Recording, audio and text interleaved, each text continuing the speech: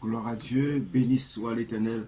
Que la paix et la grâce de Dieu soient avec vous. Je vous bénis tous au nom de Jésus-Christ de Nazareth, le Seigneur de gloire. Soyez bénis, alléluia, et que la paix et la grâce de Dieu soient avec vous. Donc, cet instant béni, j'aimerais partager avec vous le problème de ce qu'on appelle au sein de la maison de Dieu la cupidité. Bien-aimés, que tout à chacun, nous sommes dans les derniers temps.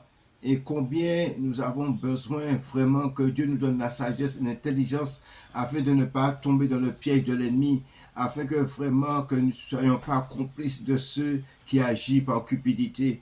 La cupidité, c'est une forme d'idolâtrie selon la parole de Dieu, puisque la Bible dit que nul ne peut servir de maître mammon, alléluia, ainsi que Dieu. Donc, il va aimer l'un, il va haïr l'autre.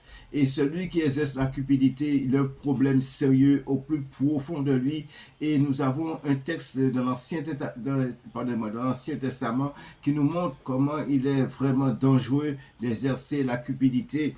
Mais tout d'abord, nous savons aussi que la cupidité vient du cœur. Et pourtant, le Seigneur nous dit dans la Nouvelle Alliance que vraiment, il va ôter en nous ce cœur de pierre et donner un cœur de chair, afin que vraiment que nous puissions suivre ces ordonnances, ces statuts, ces commandements, puisque c'est la loi de l'Esprit qui est en Christ qui nous a libérés de la loi du péché. Donc, nous allons prendre Marc 7, verset 22.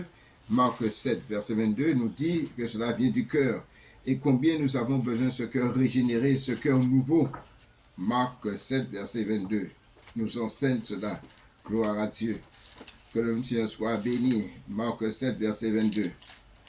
Alors, il est dit dans Marc 7, verset 22, les vols, les cupidités, les méchancetés, la fraude, le dérèglement, le regard envieux, la calomnie, l'orgueil, la folie, toutes ces choses mauvaises sortent du dedans et suivent l'homme. Alléluia. Toutes ces choses nous suivent. Toutes ces choses nous éloignent de Dieu. Bien-aimés, nous allons prendre un texte pour vraiment voir le danger de la cupidité. Et surtout, lorsque nous utilisons le nom du Seigneur au sein de l'Église, au sein du peuple de Dieu, comment ça va être dangereux vraiment d'être cupide, parce que c'est un danger pour notre âme. C'est ce qui fait la guerre à notre âme, toutes ces choses. Et cela nous éloigne de Dieu. Nous allons prendre un texte, bien-aimé, dans 2 Rois 5. Alléluia. 2 Rois 5. Gloire à Dieu. 2 Rois 5. Il est dit de 2 Rois 5, verset 15. Naaman retourna vers l'homme de Dieu avec toute sa suite. Lorsqu'il fut arrivé, il se présenta devant lui. Alléluia. Il se présenta devant lui et dit, voici, je reconnais qu'il n'y a point de Dieu sur toute la terre, si ce n'est en Israël. Et maintenant, accepte, je t'en prie, un présent de la part de ton serviteur. Élisée répondit, l'Éternel dont je suis le serviteur est vivant, je n'accepterai pas. Naaman le pressa d'accepter, mais il refusa. Gloire à Dieu. Alors, Naaman dit, puisque tu refuses, permets qu'on leur donne de la terre à ton serviteur une charge de 2 mulets, car ton serviteur ne veut plus offrir à d'autres dieux ni holocauste, ni sacrifice, et ni offrande qu'à l'Éternel. Voici, toutefois je te prie, alléluia, écoutez bien, voici toutefois ce que je prie l'Éternel de me pardonner, de pardonner à ton serviteur qu'on me mette entre dans la maison de Rimon pour s'y prosterner et qu'il s'appuie sur ma main et je me prosterne aussi dans la maison de Rimon. Veille l'Éternel pardonner à ton serviteur lorsque je me prosterne dans la maison de Rimon. Élisée lui dit, va en paix. Bien-aimé, cette histoire, elle est vraiment extraordinaire. Cette histoire, elle est glorieuse. Cette histoire, vraiment, elle va au-delà de toute pensée, de tout raisonnement. Ce qui compte de cette histoire, c'est que Naaman s'est trouvé devant une servante de Dieu, devant la servante de son épouse, mais cette femme vient d'Israël.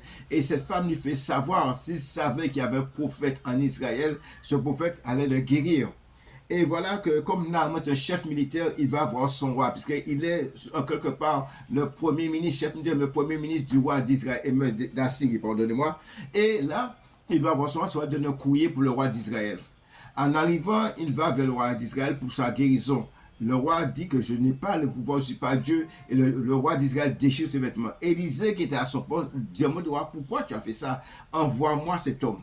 Et Naaman, qui était un homme de bien, un homme vraiment de haut niveau, lorsqu'il arrive chez Élisée, Élisée ne sort pas, il reste à l'intérieur de sa maison et envoie Géasi, nous envoie la commission de Dieu de faire telle chose, il va être guéri.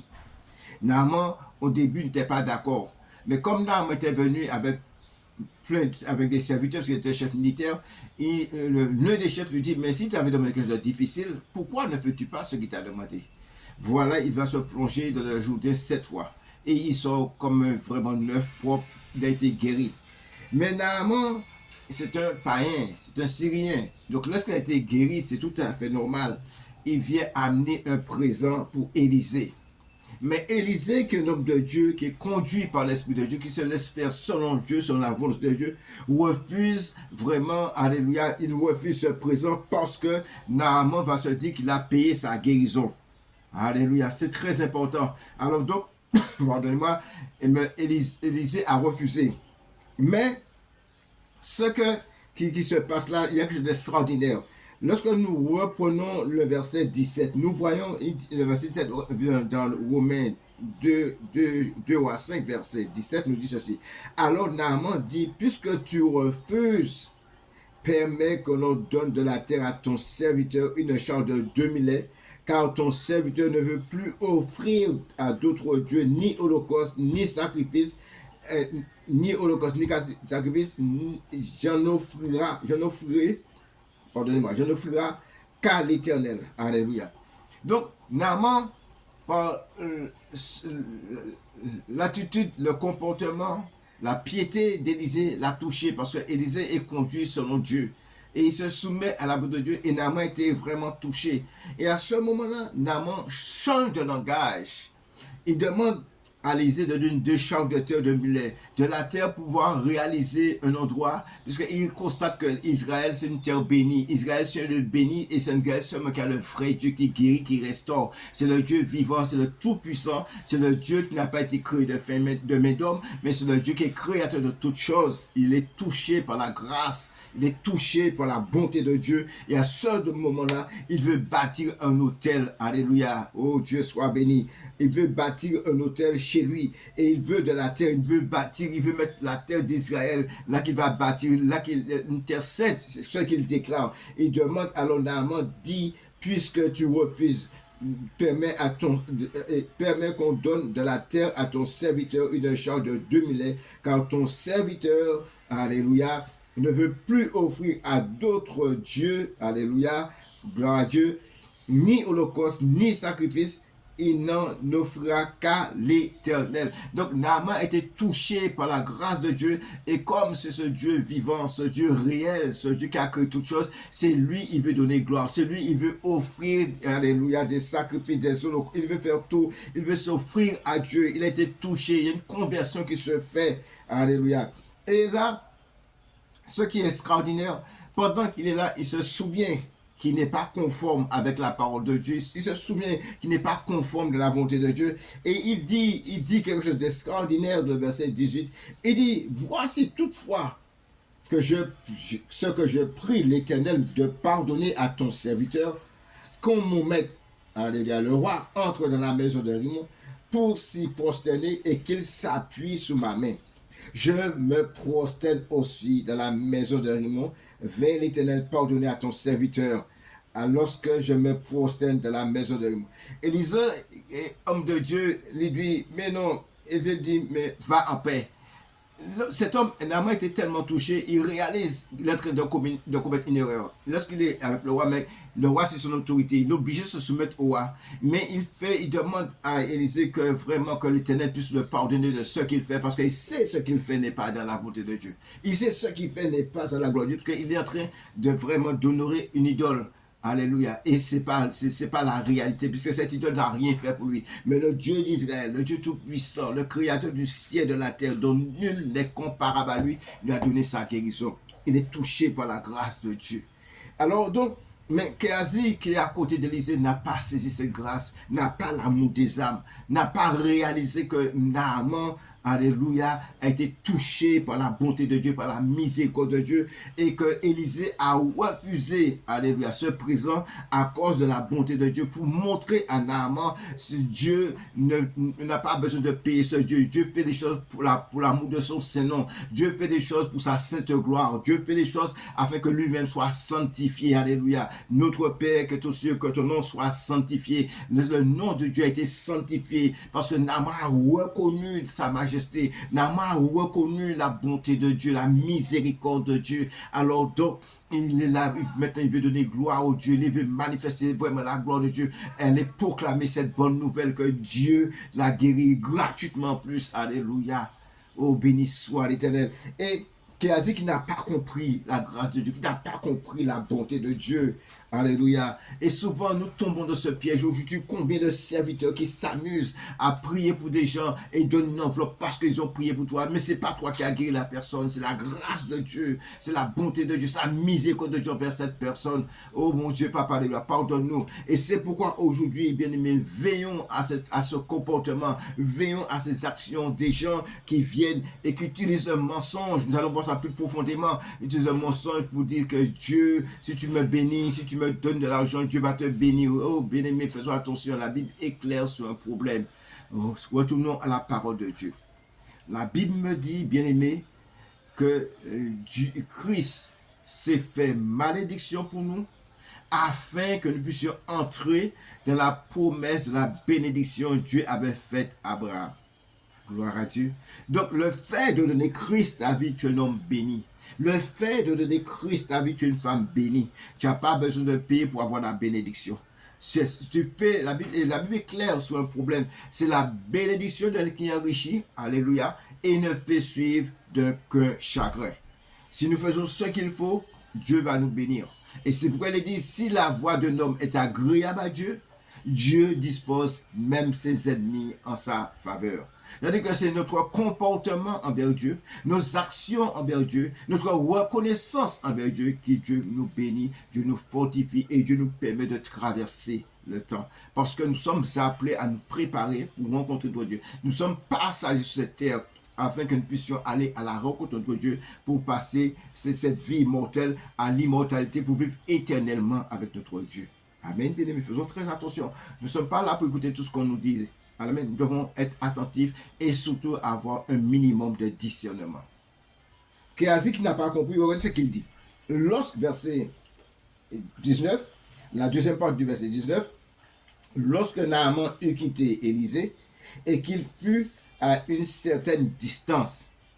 Regardez le raisonnement de Géasi. Géasi, serviteur d'Élisée, homme de Dieu, se dit en lui-même, raisonnement à l'intérieur, ce qui se passe à l'intérieur de lui. Voici, mon maître a ménagé Naaman. Il n'est pas d'accord. Il devait payer.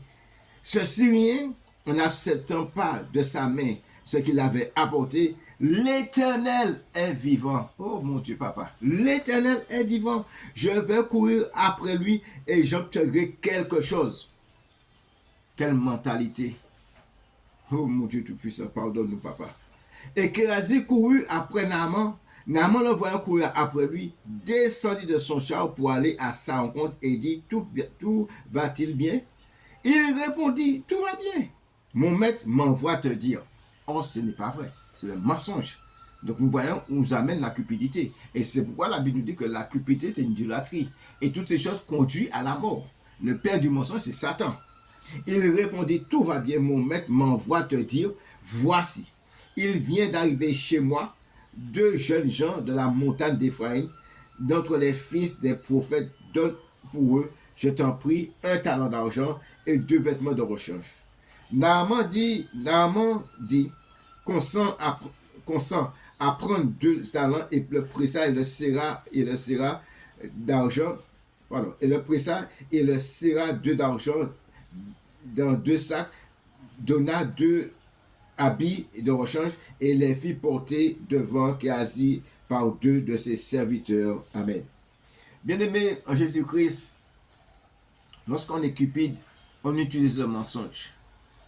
Ça, c'est quelque chose de terrible. Et aujourd'hui, beaucoup de serviteurs, pour un verset dans ce testament, viennent prêcher et après nous dit que le Seigneur a mis sur son cœur que tel combien de personnes doit donner une enveloppe, doit donner tant d'argent. Bien aimé, sachant au milieu de nous, dans les assemblées, il y a des gens qui vivent d'une manière difficile, qui n'ont pas les moyens financiers, qui n'ont pas les capacités. Le Seigneur ne parle pas de cela. Mais ce serviteur vient dire que le Seigneur a demandé de donner tant. Bien aimé, faisons attention. Je ne dis pas que dans l'assemblée, il n'y a pas de besoin. Oui, il y en a des besoins. Mais il faut que nous soyons vrais. Nous avons des besoins et que vraiment celui qui dirige l'église, celui qui prend soin de l'église de Dieu doit avoir le courage de dire telle qu'elle est, sans mensonge. Nous avons besoin de telles choses. S'il y a quelqu'un qui peut nous offrir ceci, cela, ou bien si 2 ou 3 personnes peuvent mettre ensemble, c'est tout à fait normal. Dieu n'a rien contre ça.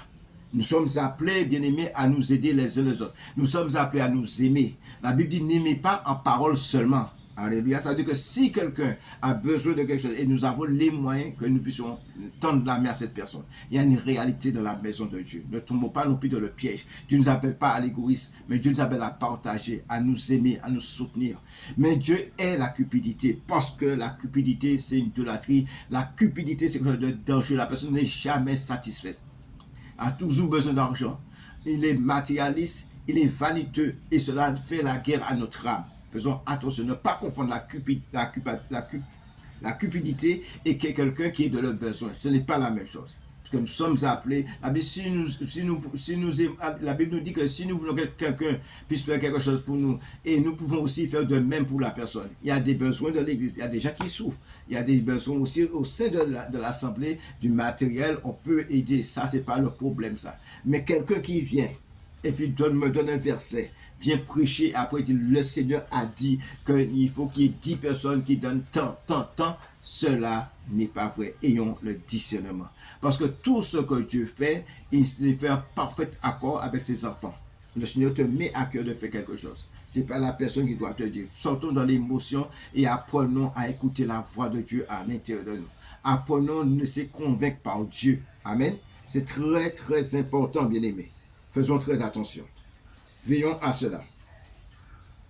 Alors, et à un moment donné, il faut bien que Géasi retourne vers son maître. Verset 25, comme ça il dit. Puis, il alla se présenter à son maître. Élisée lui dit, d'où viens-tu, Géasi? Il répondit, ton serviteur n'est allé ni d'un côté ni d'un autre. Mensonge. Ton serviteur n'allait ni d'un côté ni d'un autre. Mais Élisée lui dit, gloire à Dieu, mon esprit était pas absent lorsque cet homme a quitté son char pour venir à ta rencontre. Est-ce que le temps de prendre de l'argent et de prendre des vêtements, puis des oliviers, des vignes, des brebis, des boucs, des serviteurs et des servantes? Et à ce moment-là, il lui donne la lettre d'Aaman. Bien-aimé, vous savez, nous avons un problème dans ces derniers temps. Nous avons du mal à discerner le temps. Nous sommes dans un temps, bien-aimés, nous devons nous unir de même cœur, du même âme, du même esprit, du même pensée en Jésus-Christ. Nous sommes dans un temps, bien-aimés, que nous puissions vraiment nous accorder pour chercher les choses sérieuses de Dieu. Parce qu'il n'est pas normal, un grand Dieu tout-puissant, l'alpha, l'oméga, le commencement et la fin, a un projet extraordinaire pour nous. Le Seigneur nous a dit que la pluie de la dernière saison, elle est plus grande que la première. Et aujourd'hui, le peuple de Dieu est dans une misère spirituelle comme pas possible. Pourquoi? Parce que nous n'avons pas saisi que c'est le temps de nous unir. C'est le temps vraiment, nous devons vraiment nous accorder avec la parole de Dieu. C'est le temps, nous devons vraiment méditer la parole de Dieu ensemble. Il y a la méditation individuelle, mais il y a la méditation ensemble. Nous devons prier pour bien comprendre la parole de Dieu. Lorsque nous regardons, bien-aimés, selon la Sainte Écriture, le dernier livre d'Apocalypse, qu'est-ce qu'il est dit? Révélation de Jésus-Christ que Dieu lui a donné pour montrer à ses serviteurs les choses qui doivent arriver bientôt. Et il a fait connaître par l'envoi de son ange, alléluia, à son serviteur Jean, lequel atteste la parole de Dieu, le témoignage de Jésus-Christ. Et il dit, heureux celui qui lit et ceux qui entendent. Heureux celui qui lit et ceux qui entendent les paroles de la prophétie et qui gardent les choses qui sont écrites. Le temps est proche. Bien-aimés en Jésus-Christ, il y a un sérieux problème dans ce livre d'Apocalypse.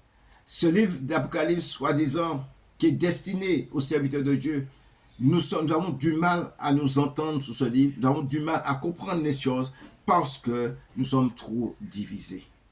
Aujourd'hui, dans les assemblées, nous avons du mal à monter un groupe, à nous unir pour vraiment passer du temps dans la parole de Dieu, pour prier, pour faire des choses sérieusement.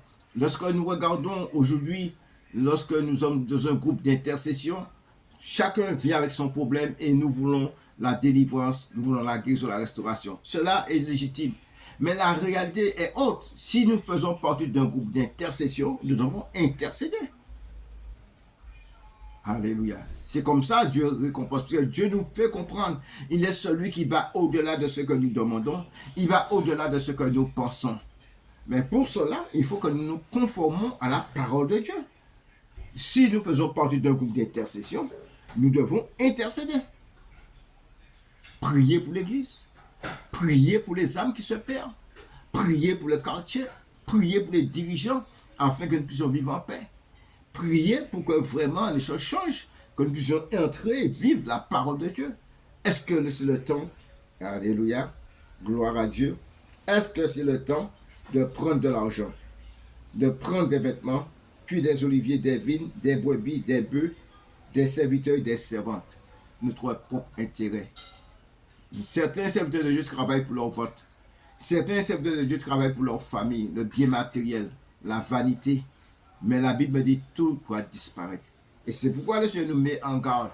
Là où est ton cœur, là aussi sera ton trésor. Personne ne peut tromper Dieu. Mais le temps est arrivé aussi que tout à chacun nous ait un minimum de discernement pour plaire à Dieu, pour glorifier le nom du Seigneur. Amen. Ça, c'est important. Bien-aimés, prenons Colossiens 3, 5. Nous devons vraiment aujourd'hui vérifier la parole de Dieu à la loupe. Parce qu'il y a des choses qui se font au sein des assemblées. Nous ne devons pas prendre part. Nous devons vraiment faire très attention parce que les choses sont beaucoup plus sérieuses que nous pensons. Amen. Colossiens 3, 5 nous dit ceci, bien-aimés. Gloire à Dieu. Faites donc mourir les membres qui sont sous la terre, l'impudicité, l'impureté, la passion, les mauvais désirs et la cupidité qui est une idolâtrie. Et la cupidité qui est une idolâtrie, l'attachement à l'argent, l'amour de l'argent dont beaucoup se sont détournés du Seigneur. Alléluia. Éphésiens 5, verset 3 nous dit ceci, bien-aimés. J'appuie sur la parole de Dieu, afin que nous puissions discerner ceux qui sont animés d'un esprit de cupidité et que nous devons faire ce que nous devons faire sans juger, sans critiquer, mais nous faisons ce que nous devons faire selon la parole de Dieu. Amen. Prendre position pour la gloire de Dieu. Éphésiens 5, verset 3 nous dit que l'impudicité, aucune espèce d'impureté, que la cupidité ne soit même pas nommée parmi vous, ainsi qu'il convient à des saints. Gloire à Dieu. Lorsque nous sommes en Christ, nous devons avoir un comportement exemplaire. Allez nous éloigner de ces choses, la cupidité, l'impudicité, toutes ces choses, l'idolâtrie, toutes ces choses qui ne font que nous éloigner de Dieu. Continuons, bien-aimés. La parole de Dieu nous enseigne comment marcher devant notre Dieu. 2 Timothée. Alléluia. Béni soit l'Éternel. Béni soit l'Éternel. J'ai dû me tromper, peut-être c'est 1 Timothée 6 alors. Je n'ai pas marqué, je n'ai pas loué. Merci Seigneur. Alors, 1 Timothée 6, verset 6. En effet, une grande source de gain que la piété avec contentement. Gloire à Jésus. Alléluia. En effet, c'est en effet une grande source de gain que la piété avec contentement, car nous n'avons rien à apporter de le monde. Il est évident que nous ne pouvons rien emporter, que nous vivons dans une réalité. Alléluia. Nous n'avons rien apporté et nous ne pouvons rien emporter. Gloire à Dieu. Mais ceux qui veulent s'enrichir tombent dans la tentation, dans le piège et beaucoup de désirs insensés et pernicieux qui plongent les hommes dans la ruine et la perdition. Et pourtant, Dieu a envoyé son Fils unique afin qu'il croit en lui ne périsse pas, mais qu'il ait la vie éternelle. Mais l'esprit du monde est entré dans l'Église l'esprit matériel, l'esprit de vanité, l'esprit de tromperie, l'esprit de mensonge, d'hypocrisie, toutes ces choses sont entrées dans la maison de Dieu et certains hommes dans leur cupidité, ils sont en train de manipuler les gens afin de bénéficier de certaines choses qui ne fait qu'attrister le Seigneur. Et cela n'est pas à la gloire de Dieu. Cela ne fait que vraiment Dieu n'apprécie pas de tels comportements puisque nous devenons des destructeurs. Au lieu de faire les choses de Dieu, nous sommes en train de faire les œuvres de l'ennemi. Amen. Il est dit, bien-aimé, dans 1 Pierre 2, verset 11, bien-aimé, je vous exhorte comme étrangers et voyageurs sur cette terre à vous abstenir des convoitises charnelles, à vous abstenir des convoitises charnelles qui font la guerre à l'âme. Voilà les choses qui nous font la guerre et qui nous empêchent d'entrer dans le plan parfait de Dieu. Lorsque nous avons un cœur cupide, lorsque nous sommes en train de laisser la cupidité se manifester en nous, nous tombons dans le mensonge, nous sommes dans l'idolâtrie, nous servons Mammon, ne servons pas Dieu. Nous avons besoin de ce changement. Nous avons besoin de cette réalité afin de manifester la gloire de Dieu. Bien-aimés, soyons prudents. Nous sommes dans les derniers temps. Préparons-nous pour notre salut. Et que la paix et la grâce de Dieu soient avec vous. Je vous bénis tous dans le nom merveilleux de notre Seigneur de gloire qui est Jésus-Christ de Nazareth. Que la paix et la grâce, que la paix et la grâce de Dieu soient avec vous.